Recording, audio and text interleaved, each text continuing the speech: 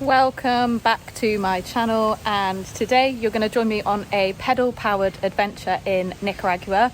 I'm on an island called Ometepe, which is an incredible place. It's an island made up of two volcanoes in the middle of a lake. Despite the fact most people have never heard of it, Ometepe is actually quite easy to get to. It's a few hours from Nicaragua's capital city Managua to the ferry port in San Jorge. I jumped on board this tiny boat with a few other people for the crossing, which took just over an hour. And as the volcanoes loomed closer and closer, I was extremely excited by the time I got to the island. Now, Ometepe isn't your typical island. Many claim that it possesses ancient magic energy. And as you travel around, you'll discover lush forests, untouched landscapes, and even ancient carvings and petroglyphs. And I was looking forward to exploring all of this on what I thought would be an easy cycle around the island. So I am not much of a cycler. It's only 90 kilometres to cycle around the whole of the island, but I've decided that I'm going to split it into 3 days of 30 kilometres so that it takes the pressure off and so that I can have plenty of time to stop off and explore the places along the way. But yeah, I think it's going to be really fun. Hopefully I make it back in one piece, and so does the bike. By mid-morning, I was an hour into the journey and having a great time, but I discovered the higher gears didn't work on the bike. I realised my easy cycle around the island was going to take a lot more pedalling than I'd anticipated, which wasn't helped by my dodgy directions. So I might have made a bit of a mess up. I've somehow gone the wrong way. I was under the impression that there was one road going around the island, but there isn't. It's kind of funny because there's a couple of other people here on mopeds that have done exactly the same thing, so that makes me feel a little bit better. But the road is not ideal, so voila! But it's all part of the fun, and I guess the good thing is I'm getting to see more stuff. Gotta cycle back up there 2 kilometres. Here we go!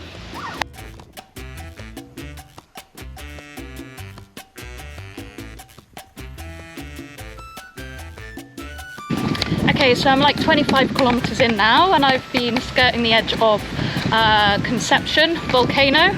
I am getting really hot and sweaty and hungry now. I thought it was going to take me an hour to do this 25 kilometres.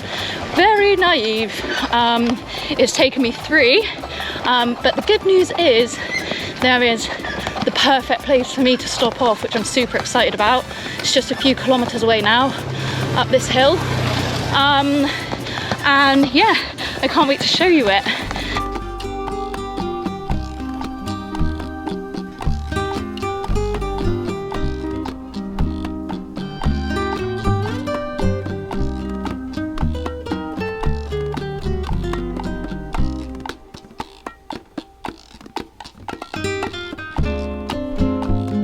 This is Ojo de Agua, a natural spring pool fed by the waters of Volcano Maderas. Legend says its mineral-rich waters have magical healing powers. After a refreshing swim, I felt recharged and ready to finish my ride, which would take me to a finca at the base of the volcano. The remainder of the route was mostly downhill or on the flat and took me past beautiful lakeside scenery, plus past some small villages that lined the carretera.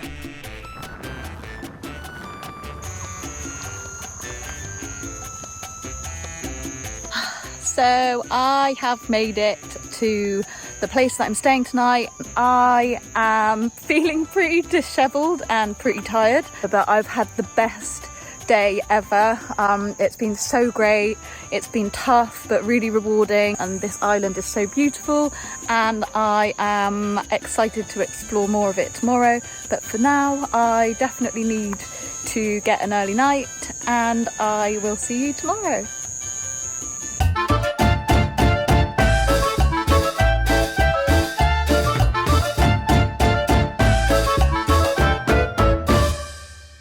Good morning, and you might have already guessed it, but I've left the bike behind today and I'm gonna hike up Volcan Maderas instead. And I'm here with Johnny Hi Johnny. ¿Y estás emocionada? So yeah, it should take us about 8 hours I think, but we will see, and there's something very exciting at the top, but I'm not going to tell you now. I'll show you when I get there. Volcan Maderas is the smaller of Ometepe's two volcanoes. It's also been designated as a UNESCO Biosphere Reserve because of its unique biodiversity.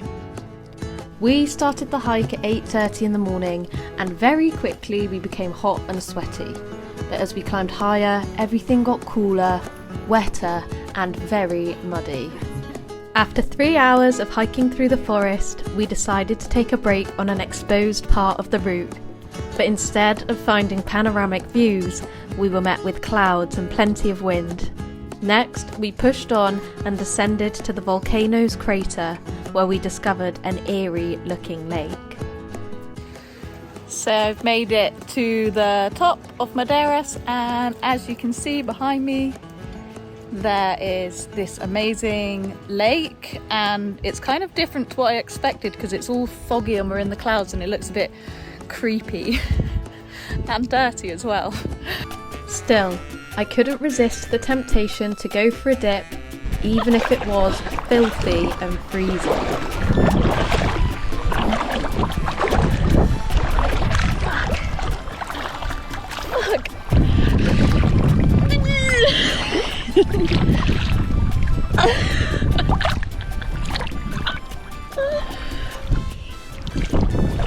Wow, it's so dirty. When you think about it, it's pretty crazy to think this right here. I am in a lake in the middle of a crater of a volcano, which is in the middle of a lake. Absolutely mind-blowing. Washing mud with mud.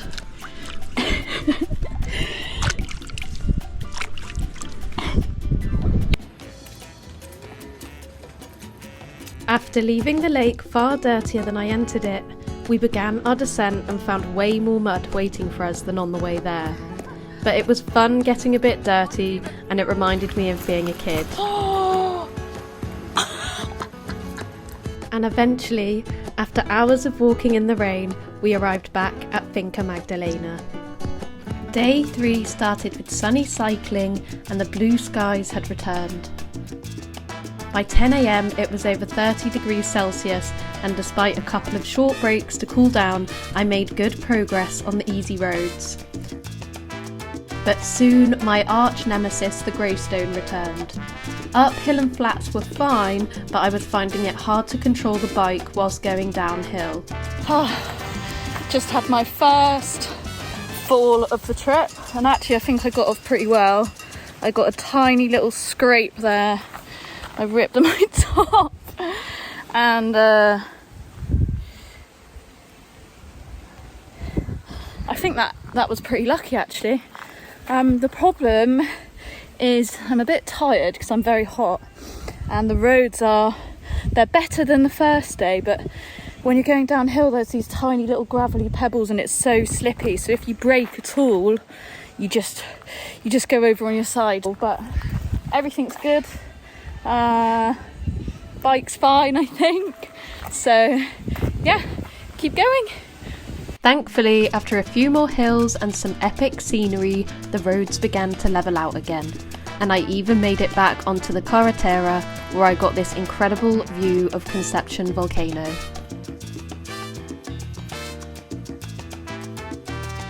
So I'm here, and today was another amazing day on the bike. I cycled for about 5 hours in total. I've decided to treat myself to somewhere a bit nicer tonight, and I'm really happy with it.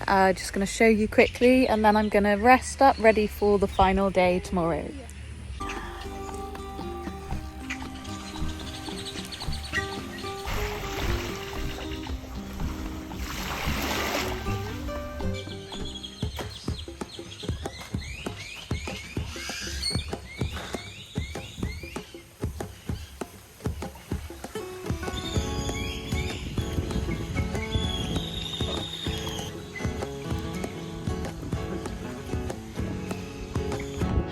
So, day 4, and I am absolutely smashing it out this morning, mostly thanks to this amazing smooth surfaced road, which is an absolute game changer. My legs were burning a lot today. I'm definitely feeling the previous days, but it's so nice. It's such a freeing feeling cycling, and there's hardly any traffic. The time is now almost 9:30, so I'm going to press on and hopefully make some good headway before it gets super hot. After the previous days of mostly gravel and uneven road surfaces, cycling along the carretera felt like a godsend. My spirits were high and I was determined to enjoy every last second of my ride around Ometepe. Soon I would be passing Conception and finding my way back to La Paloma, where the journey would come to an end. Okay, so that's a wrap. Just quickly want to say thank you so much for watching and supporting this channel, and I'm going to write a blog which you'll be able to find below in the description with all of the information if you want to do something similar in Ometepe. Highly recommend. It's an amazing place, and for now I am going to end my adventure by hitchhiking 10 kilometers to where I'm staying tonight and getting some really good rest before heading to my next destination, but more about that in my next video. Thanks.